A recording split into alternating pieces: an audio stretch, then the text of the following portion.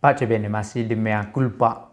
Pertanyaan, mengapa ada orang mengatakan Katolik menyembah Maria, menyembah patung? Dan jangan-jangan ada devosi yang kebablasan dari pihak Katolik sendiri.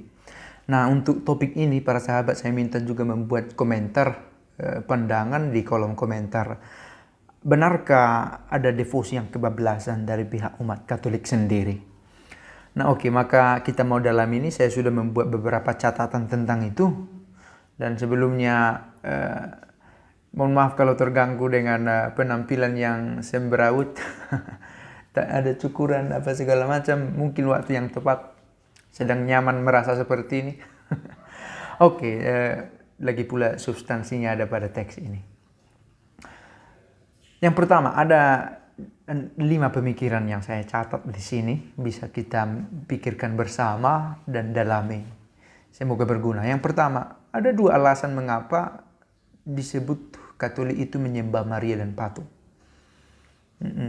Ada 2 alasan. Yang pertama, dari pihak eksternal, dari pihak luar, bahwa orang tidak tahu menahu apa yang ada di dalam gereja Katolik. Mereka hanya melihat bahwa ada orang Katolik yang berlutut di depan patung Maria, dan itu penyembahan, itu sesat, itu berhala. Nah, hanya sebatas itu. Jadi, ketiadaan pengetahuan dari pihak orang yang menilai orang Katolik. Dan itu sering terjadi ketika orang membuat penilaian sementara dia kurang tahu. Nah, itu yang pertama. Yang kedua, dari pihak Katolik sendiri, jangan-jangan memang umat Katolik membuat ulah devosi yang keliru tentang penggunaan patung, benda-benda begitulah, rosario, salib-salib, yang disalahgunakan menjadi terkesan penyembahan berhala, dan rumusan dua-dua tertentu yang disusun hanya berdasarkan perasaannya saja, sehingga mengabaikan nilai-nilai liturgis dan teologis yang tetap harus dijaga dalam rumusan doa kita. Katakanlah dengan doa novena ini, setiap jam ini akan ada kesembuhan, dan bila tidak ada kesembuhan maka akan gagal atau segala semacam itu. Ada syarat-syarat mistis yang termuat dalam doa itu. Nah, yang kedua adalah devosi harus kita kenal sebagai cara selain liturgi untuk mendekat pada Allah. Dan harus kita juga pahami liturgi adalah sesuatu yang utama. Misalnya sakramen itu kita rayakan dalam liturgi dan puncaknya adalah Ekaristi. Maka tidak dibenarkan kalau memilih berdua rosario daripada ikut perayaan Ekaristi.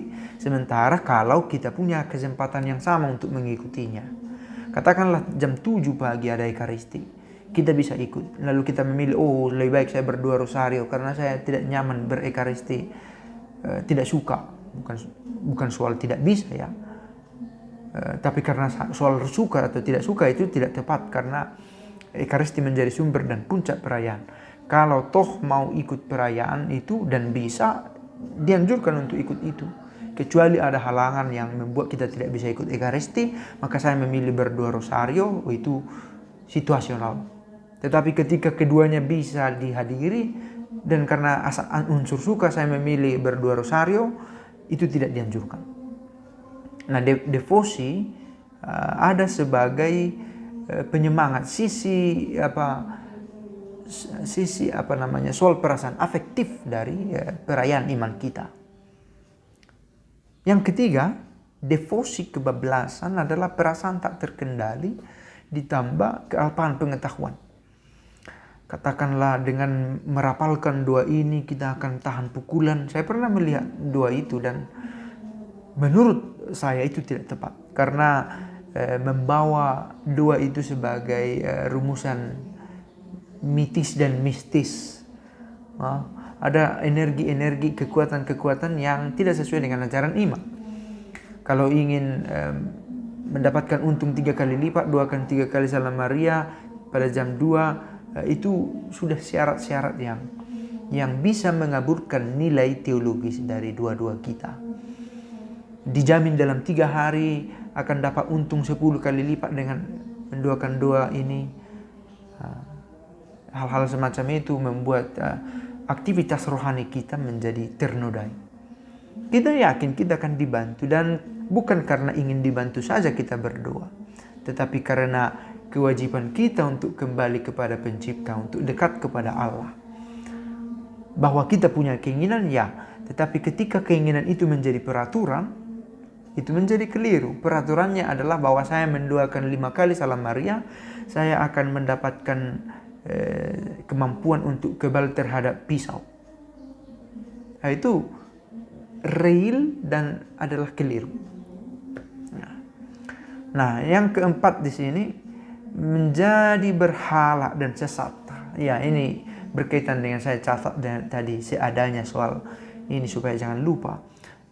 Sehingga benda-benda tertentu menjadi kita anggap sebagai benda yang memiliki kekuatan inse dalam dirinya.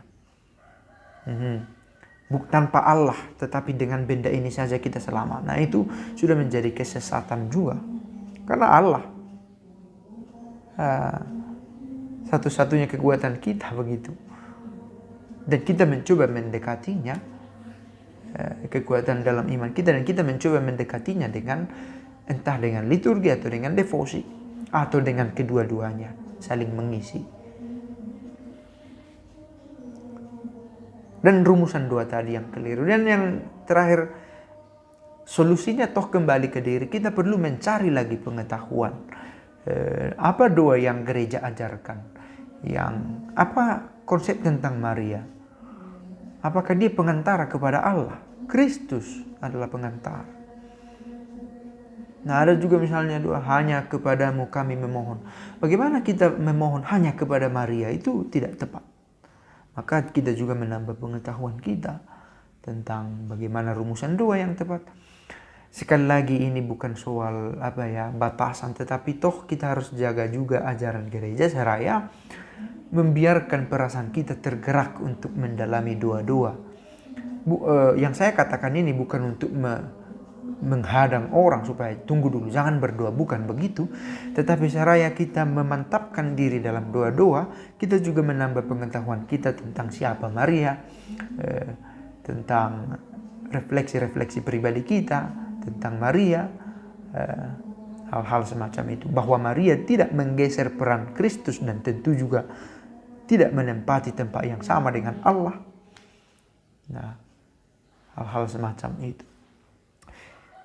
Kita tidak bisa, kita tidak bisa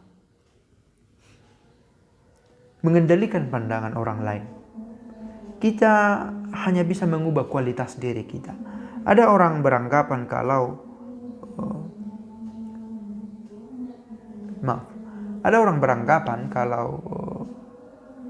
Katolik itu menyembah berhala. Itu di luar dari kendali kita. Yang bisa kita kendalikan adalah bahwa kita tetap berusaha merayakan iman dengan cara yang benar. Kita tidak bisa mengendalikan pandangan orang lain, tetapi kita bisa mengubah kualitas diri. Semakin mantap dalam kekatolikan, dalam pengetahuan dan dalam tindakan. Ya, ini tentu butuh waktu, dan waktu ini tak berkesudahan sampai kita nanti selesai. Dan ya, kita sudah menyelesaikan ongoing formation kita, dibentuk dari waktu ke waktu. Saya pikir begitu. Maka kalau ada mengatakan Katolik menyembah Maria dan patung dan berhala, tunggu dulu, jangan-jangan ada temanku Katolik memang keliru. Dan yang kedua, ternyata kami sudah memperbaiki diri, terserah kamu mau katakan kami menyembah berhala atau tidak. Kami membenahi pengetahuan iman kami. Dan ingat, teologi positif negatif. Sebagus-bagusnya kita mencoba merumuskan siapa Allah, itu tidak akan benar-benar sanggup menunjukkan siapa Allah sebenarnya. Tetapi seburuk-buruknya cara kita seterbatasnya cara kita menggambarkan Allah, toh itu merupakan cara bagi kita untuk memang bisa mengenal Dia. Sebagus-bagusnya kita berusaha, itu belumlah sanggup membungkus Allah dalam pengetahuan. Dan sedemikian terbatas pun pengetahuan kita, itu sudah merupakan jalan yang bisa menjangkau dan mengenal Allah, mencapai pengetahuan, sedikit pengetahuan tentang Dia. Dan demikian juga tentang devosi dan liturgi kita. Itulah cara terbaik yang kita tahu untuk mengenal Allah. Semoga berguna video ini dan pace e bene.